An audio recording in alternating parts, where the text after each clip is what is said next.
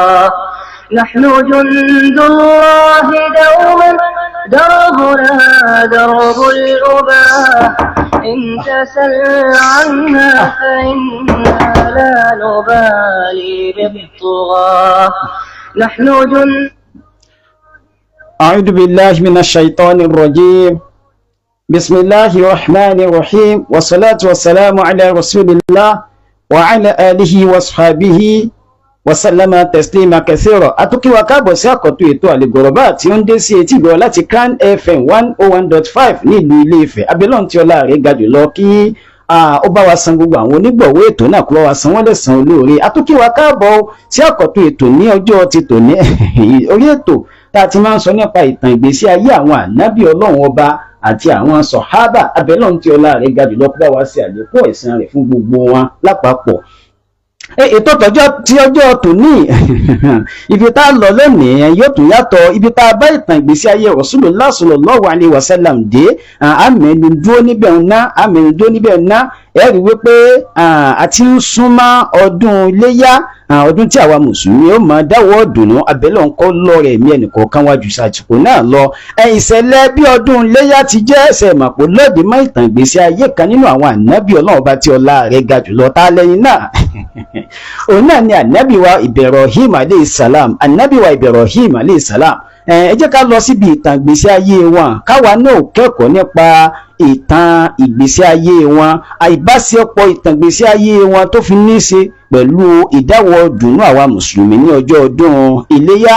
Ó yẹ ká sọ gbogbo àwọn àtàn èyí tí ò lálàáfíà táwọn èèyàn ń lòdì papọ̀ má nàbí Ibrahim alayhi salam. Àlìgọ̀rọ̀bá ò yanjú rẹ̀ lágbára Ọlọ́run ọba àṣàpàṣì ní bí ọ̀sẹ̀ bíi mélòó kan ká tó sọdún aláǹfààní àti lè sọ ìtàn ìgbésí ayé nàbí Ibrahim. Ẹ jẹ́ ń kọjá lọ sókè lọ́hùn ká gbọ́ nǹkan táwọn onígbọ̀wọ́ wá ní fún wa. Ẹ má gbàgbé pé ẹ láǹfààní àti darapọ̀ mọ́ mi lórí ètò bí mo ti ń ṣètò lọ́wọ́ lórí Facebook. Ẹ láǹfààní àti darapọ̀ mọ́ mi kẹ́ ẹ máa wò mí bá a ti ń ṣiṣẹ́ nínú ilé agbódo ní Crown FM 101.5 nílùú Ilé-Ifẹ̀. Ẹ lọ sí orí ìkànnì Facebook yín, ẹ lọ síbẹ̀ sọ wípé Àlìgọ̀rọ̀bá Ustaz Al-Burhani, Àlìgọ̀rọ̀bá ẹ kọ́ papọ̀ Ustaz Al-Burhani. Ẹ láǹfààní láti darapọ̀ mọ́ mi. Ń bọ̀ ẹ jẹ́ ń lọ sí òkè lọ́nà. Bismillahir Rahmanir Rahim. Gbogbo òbí tó bá ń fẹ́ yìí pélé ìgbéga àwọn ọmọ wọn láyé, irú wọn kì í fètò ẹ̀kọ́ àwọn ọmọ wọn jáfara rárá o. Tí a bá wá ń sọ nípa ilé ìwé tó ní àfojúsùn tó dára fún àwọn ọmọ wa, Tender Food Park Islamic Academy ni ilé ìwé tó mọ̀ nípa bí a ṣe ń kọ́ ọmọ tí ọmọ fi ń di àmúyangàn orílẹ̀-èdè lẹ́yìn wá ọ̀la. Ṣé nípa àyíká tó dùn ún wò la fẹ́ sọ ni? Àbí nípa àwọn olùkọ́ tí wọ́n mọ̀ nípa bí a ti ń kọ́ ọmọ pẹ̀lú ìwà ọmọlúàbí? Tender Food Park Islamic Academy, Al-Quran kíké àti ẹ̀kọ́ èdè Lárúbáwá ni wọ́n fi tayọ àwọn akẹgbẹ́ wọn. Wọ́n á kọ́ àwọn ọmọ wa ní Al-Quran pẹ̀lú tajwid àti èdè Lárúbáwá fún gbogbo òbí tó bá fẹ́ ṣe àṣeyọrí níbi ètò ayé àti ọ̀rọ̀ ẹ̀sìn fún àwọn ọmọ wọn. Tender Food Park Islamic Academy ni wọ́n mú àwọn ọmọ wọn lọ. Boko bá wá jìnà ìlà kì í kó. Tender Food Park Islamic Academy wà ní number 1 Olókun Quarters, Ìgboyà nínú Ilé-Ifẹ̀ nílùú Ọ̀ṣun. Ẹ̀rọ ìbánisọ̀rọ̀ wọn ni 0803-954-6954 tàbí 0810-342-5548. Tender Food Park Islamic Academy, Citadel of the Living Souls. Bismillahir Rahmanir Rahim. Gbogbo òbí tó bá fẹ́ yìí pélé ìgbéga. The Solid Solutions, The Solid Solutions. Wọ́n ta 9-in-1 past question and answers. Èyí tí ó jẹ́ ti WAEC, NECO àti GC. Èyí tí wọ́n ń pè ní Platinum Series pẹ̀lú àwọn syllabus tuntun. Ó wúlò dáadáa fáwọn ọmọ tó wà ní SS class. Bẹ̀rẹ̀ láti SS1 títí dé SS3 pẹ̀lú past questions fún ìdánwò postjam fún èyíkéyìí ilé ìwé gíga bíi OAU, UI, UNU, Ìlọrin, LAUTECH, Ẹdẹ, títí bẹ́ẹ̀ àti bẹ́ẹ̀ bẹ́ẹ̀ lọ. Ẹ kọjá lọ sí èyíkéyìí ilé ìtajà ìwé bookshop tó bá súnmọ́ yín kí ẹ béèrè clean, clear and neat ní àwọn ìwé tó bá ti àgbàlá ilé iṣẹ́ Solid Solutions àti step by step solution ní a fi ń gbé kalẹ̀ lójú kòkó wá sí ní gbogbo ẹ̀. Ẹ̀yin ilé ìtajà ìwé bookshop, ilé ìwé girama nílẹ̀ yìí, ẹ̀yin òbí àti alágbàtọ́, àtẹ̀yin tẹ́ ẹ fẹ́ jẹ́ alágbàtà àwọn ìwé tó ń jáde látàgbàlá ilé iṣẹ́ Solid Solutions. Pè wọ́n sórí ẹ̀rọ ìbánisọ̀rọ̀ 07037070941 lẹ́ẹ̀kan sí 07037070941. The Solid Solutions pẹ̀lú Ọlọ́run ohun gbogbo ní ṣíṣe. Alhamdulillahi Rabbil Alamin. Ọpẹ́ ni fún Ọlọ́run ọba ọ̀gá ògo. Tá a bá sọ nípa ilé ìwé tó ń kọ́ ọmọ lẹ́kọ̀ọ́ tó yè kooro, ìmọ̀ ìwé, ìmọ̀ kí wà ní ìbẹ̀rù Ọlọ́run. Ilé ìwé Bisola Model School tí mo ní kí n ròyìn fún yìí. Àwọn olùkọ́ wọn gbègede tó fi mọ́ àwọn èlò ìkẹ́kọ̀ọ́ tó dúró re jù ló mú káwọn akẹ́kọ̀ọ́ Bisola Model School ṣáájú àwọn akẹ́kọ̀ọ́ akẹgbẹ́ wọn nígbàkúùgbà tí wọ́n bá ń kojú akẹgbẹ́ wọn láti ilé ìwé mìíràn títí mọ́ kọ̀ǹpútà tí wọ́n fi ń kọ́ àwọn ọmọ nìkan wí ni tàbí tìlẹ̀sì àti wọn ọmọlúwàbí ọkọ̀ wà láti kọ́ àwọn ọmọ yín ìròyìn tó fojúbà ẹni bá délé ìwé ìwọ̀n lórí ìròyìn àyíká àwọn dùn wò ẹ̀yin òbí àtàlágbà tó tẹ̀sẹ̀ fẹ́ fi ọmọ yín sí ilé ìwé àtàwọn tí wọ́n fẹ́ ṣe àyípadà ilé ìwé àwọn ọmọ wọn ẹ máa pọ̀ ní ilé ìwé Bisola Model Schools tó fi kalẹ̀ sí Kàmí bus stop Ọ̀sẹ̀rẹ̀ Ìlúdè Ifẹ̀ road Ilé Ifẹ̀ ètò ìgbaniwọlé ń lọ lọ́wọ́ báyìí o sáwọn ìpele wọ̀nyí daycare KG nursery and primary school pẹ̀lú ìpele ti secondary fún àlàyé lẹ́kùnrẹ́rẹ́ ẹ pè àwọn ẹ̀rọ ìbánisọ̀rọ̀ wọ̀nyí 08062895335 tàbí 08035047107 ẹ sì tó lè pèsè nọ́mbà yìí 08032066666 Bisola Model Schools ọlọ́run àlá ló fún wọn ṣe. ليس الغريب هو الذي فارق الديار وودع الأهل. Ìtàn Ànábì Ibrahim alayhi salam ọ̀la fẹ́ ṣe àgbéyẹ̀wò rẹ̀ ẹ jẹ́ kí gbogbo wa kí á láǹfààní láti jókòó ká gbọ́ ìtàn ìgbésí ayé Ànábì wa Ibrahim alayhi salam. Oríṣiríṣi àwọn àfikún àti àwọn tí ò ìsára rẹ̀ làwọn èèyàn fi ń kún ìtàn ìgbésí ayé gbogbo àwọn ànábì Ọlọ́run ọba. Ìdí nìyí tí àlègbò bá fi wà lórí afẹ́fẹ́ ìta bá ti gbọ́ lórí ètò yìí ẹ má yìn iṣẹ́ jáde àbákàn ẹ gbà wípé àlè fún inú fèèké ìtàn torí wípé ìtàn ara ẹ̀sìn wa ni ìtàn yóò jẹ́ ká máa nígbà tí ẹni bú bá gbé irọ́ wà nú ẹ̀sìn ìtàn yóò máa dá wa padà síbi tó jòdòdó abẹ́lọ́n tó láàrin ga jùlọ kó bá wa san àwọn onígbọ̀wọ́ ètò náà láìsàn olóore. Àwọn èèyàn máa sọ wípé Ànábì Ibrahim ó ṣàdéhùn fún Ọlọ́run ọba tó bá ilé fún un lọ́mọ òun ó pa ọmọ náà láti fi ṣe ìjọsìn fún àwọn ànábì Ọlọ́run ọba ò ní sọ bẹ́ẹ̀.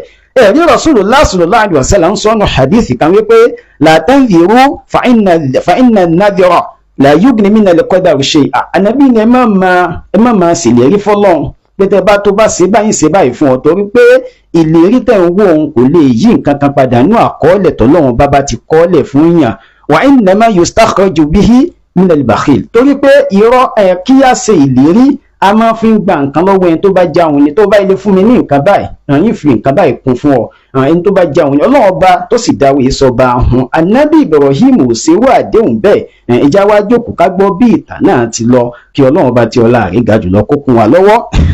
Ànábì Ibrahim alayhi salam ìkan náà àwọn ànábì Ọlọ́run ọba ni èyí tí Ọlọ́run ọba rán sí àwọn ẹ̀dá rẹ̀ lórí ilẹ̀. Ànábì Ibrahim àwọn ìjọ rẹ̀ bàbá tó bí Ànábì Ibrahim kí ló kọ wọn gan? Bàbá tó bí Ànábì Ibrahim alayhi salam ó kọ bàbá Ànábì Ibrahim òun náà ni Azar lọ́dọ̀ àwọn apá kan olùmọ̀ ó kọ wọn gangan òun náà ni Tarikh òun ni ó kọ wọn akókọ wọn gan òun náà ni Tarikh òun ni ó kọ tí bàbá tó bí Ibrahim alayhi salam ó kọ tí ń jẹ́nu ló fi jẹ́ wípé lọ́dọ̀ àwọn apá kan náà olùmọ̀ wọ́n ní sí Azar ni àbí Tarikh gan lásọpọ̀ ọkọ rẹ̀. Ibn Abbas radiyallahu ta'ala anhuma wọ́n sọ wípé ẹ̀rí ọkọ tí bàbá tó bí Ibrahim ń jẹ́ Tarikh ni táfi ha kìí ṣe kọ́ wọ́n ní Tarikh ni àwọn olùdíje kìtàbù ló fi kọ́ sí pé Tarikh ni ọkọ rẹ̀ ṣùgbọ́n àwọn apá kan náà olùmọ̀ àwọn sọ wípé Azaru gangan ló kọ rẹ̀ ṣùgbọ́n Tarikh yẹn tàbí Tarikh ó jẹ́ ọkọ òòṣà tí ń sìn òòṣà tí bàbá Ànábì Ibrahim ń sìn olóòkọ tí à ń sọ òun náà ní Tarikh ṣùgbọ́n ọkọ ẹ̀ gangan òun náà ní Azaru. Azaru àwọn ìjọ rẹ̀ àwọn ìjọ Ànábì Ibrahim òòṣà òní wọ́n máa ń bọ̀. Wa kana Ibrahim yara an-nas yasjuduna lil asnam. Ànábì Ibrahim wá rí pé àwọn èèyàn wọ́n ń forí balẹ̀ fún òòṣà. Wa yara an-nas ya'buduna lil asnam ó rí pé àwọn èèyàn ìjọsìn wọn òòṣà ni wọ́n ń dojú rẹ̀ kọ. Wa kana Ibrahim ya'rifu anna al-asnam hijara. Ànábì Ibrahim wá wò pé gbogbo ń tẹ̀ ń jọ́sìn fún tẹ̀ ń forí balẹ̀ fún yìí òkúta lásán tẹ́ fọwọ́ ara yín gbẹ́ náà lẹ́ ń forí balẹ̀ fún. Wa kana ya'rifu anna al-asnam la tatakallam wa la tasma'u. Ànábì Ibrahim tó wòye ń jọ kan pé àlóòṣà tẹ̀ ń forí balẹ̀ fún iṣẹ́ kò lè sọ̀rọ̀ bẹ́ẹ̀ náà ni ò láǹfààní láti gbọ́ nǹkan tí ẹ bá ń sọ. Bẹ́ẹ̀ l'Ànábì Ibrahim tó ronú títí pé wa kana ya'rifu anna al-asnam la taduru wa la tanfa'u òòṣà tẹ́ ń jọ́sìn fún yìí kò lè fi ara níyín ẹ̀yin tẹ́ ń jọ́sìn fún bẹ́ẹ̀ náà ni ò sì lè ṣe láǹfààní kan wa kana yara anna ad-dhubab yajlisu 'ala al-asnam fala tadfa'u bẹ́ẹ̀ náà ni wípé tí òòṣà wọn tẹ́ bá gbóúnjẹ síwájú rẹ̀ èsì ó sì débi òòṣà yóò jókòó yóò dúró lórí ẹni lórí òòṣà bẹ́ẹ̀ sì ni ò ní lè lé òòṣà èsì yóò tún jẹ́ nínú oúnjẹ wọn òòṣà wọn ò tún lè lé èsì kúrò lórí rẹ̀ kò ní lè lé kúrò lórí oúnjẹ náà gẹ́gẹ́ bí Ọlọ́run bá ti pè wá sákìyèsí ilé inú Al-Qur'an Ọlọ́run bá tí ọlá rẹ̀ ga jùlọ ní ya ayyuhan nas duriba mathalun fastami'u lahu Ọlọ́run ní ẹ̀yin ẹ̀dá tí mo dá èmi Ọlọ́run fún yín lápẹẹrẹ kan tó yẹ kẹ́ ẹ wòye sí ẹgbọ́ ẹtẹ́ tí yín kẹ́ ẹ gbọ́ innal ladhina tad'una min dunillah lan yakhluqu dhubaba Ọlọ́run ní gbogbo nǹkan tẹ́ ń jọ́sìn fún lẹ́yìn èmi Ọlọ́run ọba àwọn nǹkan wọn yóò lè dé sísìn dà wala wajtama'u lahu kódà kí gbogbo òòṣà àgbáyé tẹ́ ń jọ́sìn fún gbogbo wọn pátápátá kí wọ́n kóra wọn jọ wọn ò lè dé sísìn bó ti kéré tó wọn ò lè dáadáa o wa in yaslubuhum dhubabu shay'an tí èsì bá wá gbé nǹkan nínú tẹ́ fún wọn ẹ̀kọ́ tẹ́ gbé síwájú òòṣà epo tẹ́ bùlé lórí èsì wá débẹ̀ ó bẹ̀rẹ̀ sí mú epo la yastankizuhu minhu Ọlọ́run ní àwọn òòṣà yìí wọ́n sì lójú tó wọ́n sì lọ́wọ́ tó wọ́n ti lẹ́sẹ̀ tó gbogbo ń tọ́mọ èèyàn máa ń ní ni wọ́n ní ṣùgbọ́n wọn ò láìkápá àti lè lé èsì kù níbi tẹ́ gbé fún wọn dọ́ìfà tọ́ọ̀lì wal matlub Ọlọ́run ní ẹ̀yin tẹ́ ń gbé nǹkan lọ sọ́dọ̀ àwọn òòṣà náà tẹ́ ń jọ́sìn fún wọn àtòòṣà tẹ́ ń gbé nǹkan wá sídi rẹ̀ tẹ́ ń gbé ìjọsìn yín fún ọ̀lẹ́ni gbogbo yín Ọlọ́run nìkan lálágbára bẹ́ẹ̀ ni ṣe sí àwọn ìjọ ànábì Ibrahim nígbà náà lọ́hùn wọ́n forí balẹ̀ fún òòṣà wọ́n ń jọ́sìn fún òòṣà wàkánà tààrọ̀ fàṣà wàkánà tààrọ̀ fa'ara yakulu ta'am al-asnam bẹ́ẹ̀ ni ànábì Ibrahim wá jókòó njọ́ kan ló bá rí eku kan eku wọ bí tí ilé òòṣà wà ó bẹ̀rẹ̀ sí jẹ oúnjẹ tí wọ́n gbé fún òòṣà falatamna'u ṣùgbọ́n òòṣà kan wòran ni kò lè lé eku kúrò nídìí òòṣà náà wàkánà Ibrahim yaqul fi nafsihi ànábì Ibrahim wá sọ́nà ọkàn rẹ̀ njọ́ kan yí pé limada yasjudu an-nasu li asnam kí ni jì táwọn èèyàn fi ń jọ́sìn tí wọ́n fi ń forí balẹ̀ fún òòṣà náà wàkánà Ibrahim yaqulu fi nafsihi bẹ́ẹ̀ lànàbí Ibrahim tún sọ lẹ́mìí ara yìí pé limada yas'alu an-nasu li asnam kí ló dé táwọn èèyàn ń béèrè ìbéèrè tá ń béèrè nǹkan tá ń fẹ́ lọ́wọ́ àwọn òòṣà dípò kí wọ́n lọ bá Ọlọ́run ọba wàkánà Ibrahim yaqulu li walidihi bẹ́ẹ̀ ni Ibrahim wá tiẹ̀ jókòó pé bàbá rẹ̀ njọ́ kan pé ya abi ìrẹ́ bàbá mi limada ta'budu hadhihi al-asnam kí ló dé gan tó fi ń jọ́sìn fún òòṣà yìí wa ya abi ìrẹ́ bàbá mi limada tasjudu li hadhihi al-asnam kí ló dé tó ń forí balẹ̀ fún òòṣà yìí wa ya abi limada tas'alu hadhihi al-asnam ìrẹ́ bàbá mi kí ló dé tó yẹ pé tó bá fẹ́ béèrè nǹkan òyì kí ń béèrè lọ́wọ́ ẹni tó dá ọ owó òòṣà ló ti ń béèrè nǹkan tó bá fẹ́ inna hadhihi al-asnam la tatakallam wa la tasma'u àwọn òòṣà tẹ́ ń béèrè nǹkan lọ́wọ́ wọn yìí àwa náà la fowó ara wa dá wọn ò lè sọ̀rọ̀ wọn ò sì lè gbọ́rọ̀ wà inna hadhihi al-asnam la taduru wa la tanfa'u bẹ́ẹ̀ ni wọn ò lè fi sùtá kankan kàn yín bẹ́ẹ̀ ni wọn ò lè ṣe yín láǹfààní kan wa li ayyi shay'in tad'u laha ta'am wa sharab kí ló dé gan tẹ́ fi ń gbóúnjẹ lọ sí di wọn kí ló tẹ́ ń gbé nǹkan mímu lọ sí di wọn wa kana aza yaghdab wa la tafham ṣùgbọ́n níjọ́ náà lọ́hùn bàbá nàbí Ibrahim alayhi salam kò máa gbọ́rọ̀ yìí dípò bẹ́ẹ̀ ó ń bínú ni kò gbọ́ nǹkan tí ànàbí Ibrahim ń sọ fún kò gbọ́ yìí o wa kana Ibrahim yansahu li qawmihi ànàbí Ibrahim wá pé àwọn ìjọ rẹ̀ ó ń ṣe nàṣíhà fún wọn ó ń bá wọn sọ̀rọ̀ ó ń dá wọn lẹ́kọ̀ọ́ wa kana an-nasu yaghdabun wa la yafhamun ṣùgbọ́n àwọn èèyàn dípò kí wọ́n gbọ́ ànàbí Ibrahim yìí kí wọ́n lo làákàyè wọn dénú kí wọ́n ronú jinlẹ̀ bẹ́ẹ̀ ni wọ́n ń bínú tí wọ́n gbọ́ nǹkan tí ànàbí Ibrahim ń sọ wọ́n gbọ́ yìí ń bọ̀.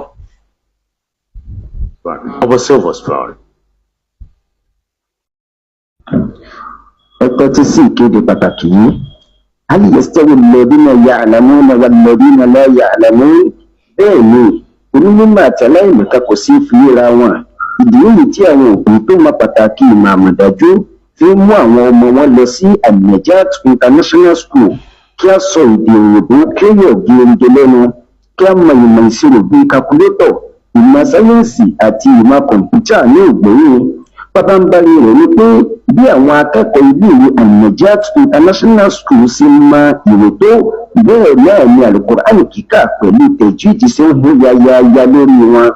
Hadith àti èdè Lárúbáwá ó wà nínú ohun tí wọ́n fi tayọ àwọn akin ẹgbẹ́ wọn. Àkàìmọye àmì ẹ̀yẹ ní iléèwé Al-Najat International School ti gbà fún gbogbo òbí tó ń fi àṣeyọrí lórí ẹ̀kọ́ ìwé àti ẹ̀sìn. Ẹ mú ọmọ yín lọ sí Al-Najat International School. Al-Najat International School wà ní Ọlásọdé Olújókòó quarters off Motoro LTA Road, Ilé-Ifẹ̀. Ẹ̀rọ ìbánisọ̀rọ̀ wọn ní 0706 783 7485. Lẹ́ẹ̀kan sí 0706 783 7485 àbí 0803 711 5329. Lẹ́ẹ̀kan sí 0803 711 5329. Al-Najat International School, iṣẹ́ pẹ̀lú ìpayà Allah lókùnfà àṣeyọrí. The Solid Solution wọ́n ta 12 in 1 past question and answer tí ó jẹ́ ti WAEC, NECO àti GCE tí a ń pè ní Platinum Series. Pẹ̀lú àwọn syllabus tuntun, ó wúlò dáadáa fáwọn ọmọ tó wà ní SS class láti SS1 dé SS3. Ìwé 4-in-1 combined past questions and answer sí ìdánwò UTME JAMB tá à ń pè ní Premium Series pẹ̀lú new syllabus tó fi mọ́ ìdánwò post JAMB fún èyíkéyìí iléèwé gíga nílẹ̀ yìí náà wà nílẹ̀. Ẹ kọjá sílé ìtajà ìwé bookshop tó bá súnmọ́ yín kẹ́ ẹ bẹ̀rẹ̀ sí ní kẹ̀tíkẹ̀tì clean clear and neat ni àwọn ìwé tó bá ti àgbàlá iléeṣẹ́ The Solid Solutions jáde torí pé step by step solutions ni wọ́n fi gbé e kalẹ̀ lówó tí òògùn pàṣẹ ní gbogbo ẹ̀rọ. Ẹ̀yin ilé ìtajà ìwé bookshop ilé ìwé girama nílẹ̀ yìí ẹ̀yin òbí àtẹ̀yin tẹ́ ẹ fẹ́ jálágbàtà àwọn ìwé tó ń jáde látàgbàlá iléeṣẹ́ The Solid Solutions ẹ pè wọ́n sórí ẹ̀rọ ìbánisọ̀rọ̀ 07037470941 07037470941. The Solid Solutions pẹ̀lú Ọlọ́run ohun gbogbo ní ṣíṣe. ليس الغريب هو الذي فارق الديار وودع الأهل ولكن الغريب هو الذي يجد والناس من حوله يلعبون. Ànábì Ibrahim alayhi salam ó wá sọ́njọ́ kan pé ana aksiru li asnam idha dhahaba an-nas. Nígbà táwọn èèyàn bá lọ síbi tí wọ́n ti ń jọ́sìn fóòsà tí wọ́n lọ sójú ìjọ ọdún ayẹyẹ wọn tán bá ti lọ òun ó da òòsà náà wò hina idin yafhamu an-nas. Ìgbà náà làwọn èèyàn yóò tó wá sí kíni ó tó wá gbọ́ nǹkan tí wọ́n bá wọn sọ wọn tó gbọ́yé. Waja yawmu idin nígbà tí ọjọ́ ọdún dé, ọdún tí wọ́n fi ń sin òòsà wọn ẹ̀kan lọ́dún lódìjọ́ náà fafariha an-nas inú gbogbo wọn dùn, wọ́n lọ sókè wọ́n lọ sódò, wọ́n wọṣọ tó dáa. Níjọ́ náà lọ́hùn nínú ìṣesí wọn náà ni pé wọ́n wẹ̀ fún òòsà wọn, ó faṣọ tó dáa sí lára, nǹkan olóòórùn tó dáa jùlọ wọ́n fi sí la, wọ́n wá gbé jọkalẹ̀, wọ́n forí balẹ̀ fún àwọn ni wọ́n wẹ̀ fún, àwọn ni wọ́n wọṣọ sí lọ́rùn, àwọn ni wọ́n fi nǹkan olóòórùn sí lára, wọ́n tún wá forí balẹ̀ la ilaha illallah muhammadu rasulullah. Báyìí ní ìṣesí àwọn tí ń bọ òòsà, báyìí ní ìṣesí wọn ti rí. Wa kharaja an-nasu lil-eid, àwọn èèyàn wá jáde wọn lọ sí ọjọ́ ọdún náà.